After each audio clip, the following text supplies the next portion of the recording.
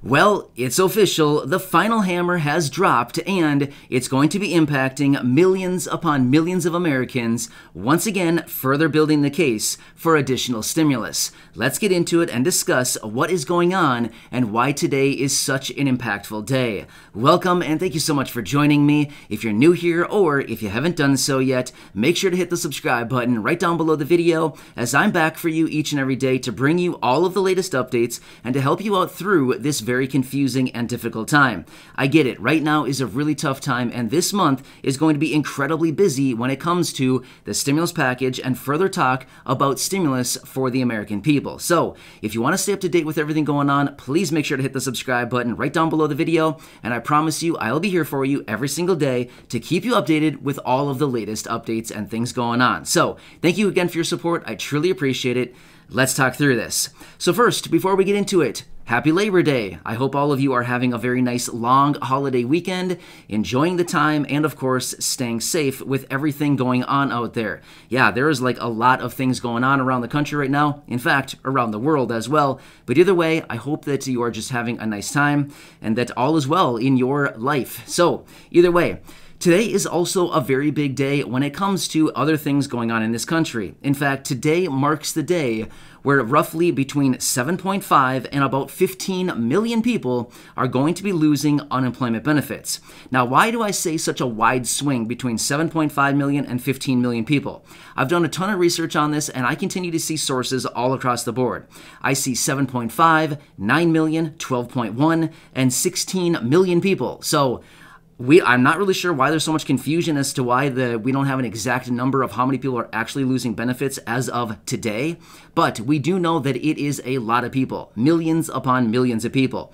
In fact, the most solid numbers that I was finding, it looks like about 12.1 million people will completely lose all of their benefits as of today, with another 3.9 million people who will still get their state unemployment benefits, but they will not be getting the $300 boost on top of it, therefore impacting 16 million people. That is a lot of people. Once again, we've talked about this before. Just a couple weeks ago, well, actually it was about a week and a half ago or so, it was not that long ago, the eviction moratorium once again was overturned by the Supreme Court, therefore subjecting about 15 million people that could be potentially facing eviction. Therefore, within the last about 10 days to 2 weeks or so, just in that amount of time, from today through the last, say, 2 weeks or so now, we have about 31 million people who are significantly impacted by everything going on right now. Not to mention everything else out there that's going on, like the hurricane down in the south. I mean, seriously, raging COVID cases going on right now. Seriously, we're talking about like millions upon millions, tens of millions of people who are really being like negatively impacted with everything going on right now. So it is a sad, sad situation. Seriously, that's what I'm saying. I really hope that you're having a nice weekend and just really staying safe. I've seen a number of comments down below in the comment section here over the last, I don't know, a few days or so. Some of you down in the Louisiana area saying, hey, you know, this is tough. I lived through the storm. We rode the whole thing out, and it is ugly down here. So seriously, our thoughts are with all of you. I really hope that everything can get back to normal very soon. I mean, this is like, it's almost like, where do we even go anymore? Like, what do we do? Seriously, you know what I mean? So, yeah, either way, I want you to know that I'm here for you in any way that I can be. I will continue to be here for you in these videos every single day, and of course, offering my support in any way that I can. Seriously. As I've said before, I'm very much committed to this community, and I'm very much dedicated to each and every one of you here, and I truly just want to do what I can to help out. I seriously wish I could help every single person here. Yeah, anyway, let's continue on with some more information. So one other thing that's very interesting about all this whole situation with everything going on lately over the last couple weeks here, basically from today over the last, like, I want to say month and a half or so, the president's approval rating has also dropped a lot, about 10%, a little over 10%. He was in the low 50% as far as approval rating, and now he's at about 44%. Now again, I just want to make it very clear, this is not me taking sides at all. I am completely unbiased to the whole situation as far as I don't take sides. I kind of go right down the middle. I basically just report to you whatever we are finding as far as all the research goes. So I'm not taking sides at all. I'm just simply telling you the president's approval rating has really plummeted over the last few weeks here, especially down over 10% to about 44%. This is actually the third worst in the history of all the presidents. Yeah, so it's not that great right now. Now, here's the thing. We need to remember one more thing going on right now. Next year, I get it, it's a little over a year from now, it's a long time out from now, but we do have these midterm elections coming up.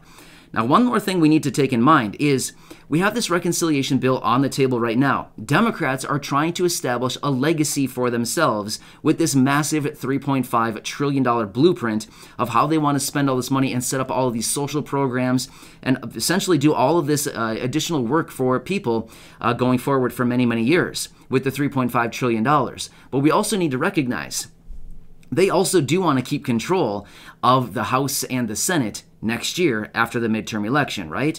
Well, here's the thing. I mean, at this point, the rate that things are going, of course, I honestly don't know what's going to be held in the future. I'm not sure what the elections are going to hold.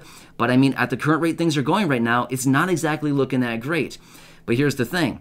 Democrats want to maintain that control. But at the rate that things are going right now, you know, is that still likely? We don't really know about that.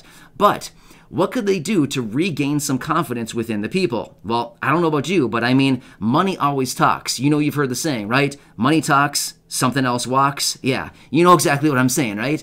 So here's the thing. They have this massive package here on the table. We've talked about stimulus checks, and we know that people are in support of stimulus checks. As far as about 80 members throughout Congress right now in support of stimulus checks. A number of months ago, the press secretary, she was out and she basically said when a reporter asked her if the president would be in support of additional stimulus checks, and she basically said it's up to Congress if they're going to be added or not. So basically the president does not care either way if there's a stimulus check in there. If the bill comes to his desk and there's a stimulus check in the package, he's probably going to sign it. He's not going to send it back and say, I didn't approve a stimulus check, take it out of there and we need to repass this. It's not going to happen. If it goes to his desk and it has a stimulus check in there, you better believe he's going to slap his signature on it. So here's the thing.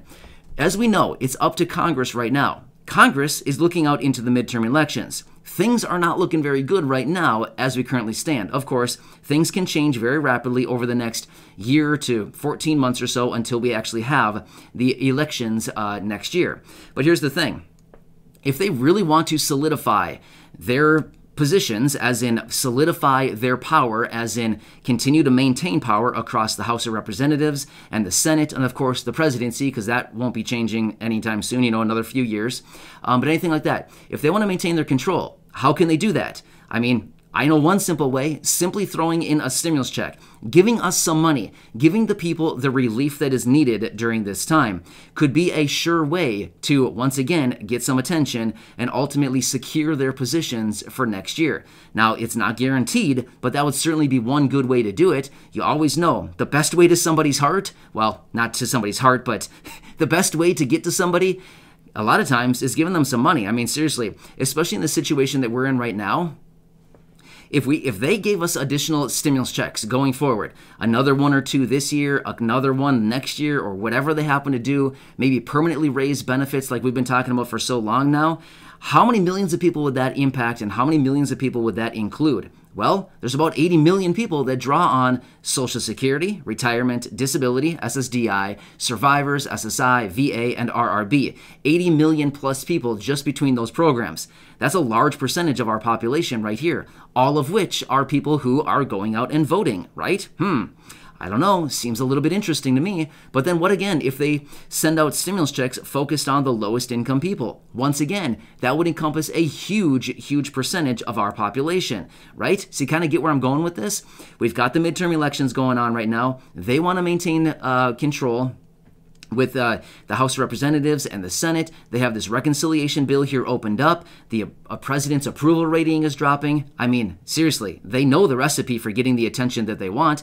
Everybody knows it. This is not anything pertaining to either party necessarily, but all parties do this, right? They have to kind of do whatever they can to get the attention that they need to keep the power that they have, right?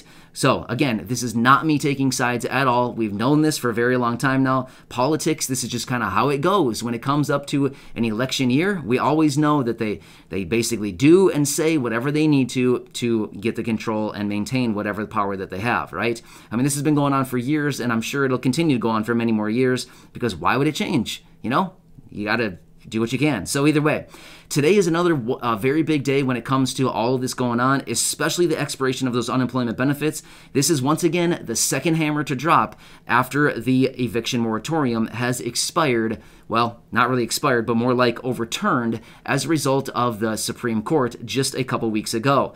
So yeah, now we're sitting with about 31 million or so Americans right now who have been negatively impacted over the last 10 to 14 days or so. That is a ton of people. That is a big percent. I mean, that's about 10% of our population right here in the country. That's a lot of people right now, right?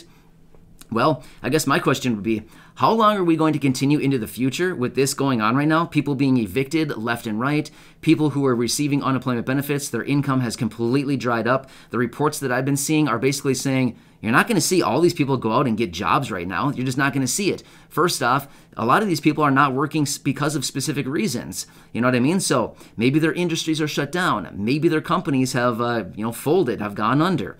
Maybe they're not returning to the workforce because they need to stay home and take care of kids, things like this. There's so many different reasons why people may not be returning to the workforce right now. It may not be the right time for a lot of people, and therefore all of their income has just dried up.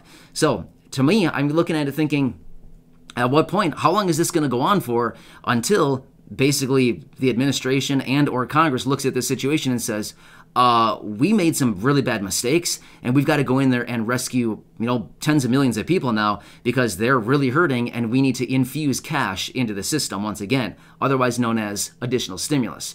Make sense? So either way, yeah, another big day ahead of us. Even though it is a holiday today, technically on paper, it's not a holiday for a lot of people as far as it's kind of a sad situation, right?